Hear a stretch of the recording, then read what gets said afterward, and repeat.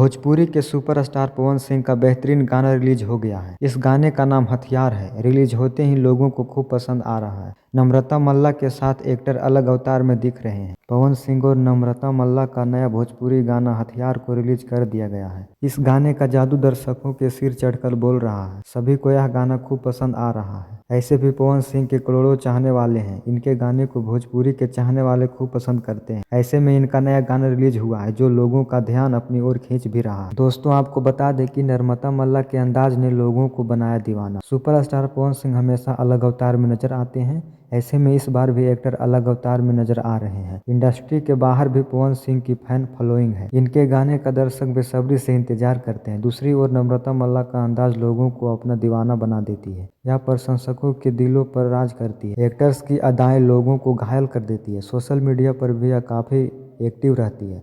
अक्सर ही यह अपने फोटो को लोगों के साथ साझा करती है। दोस्तों, अगर आपको ये जानकारी अच्छी लगी तो चैनल को सब्सक्राइब कीजिए।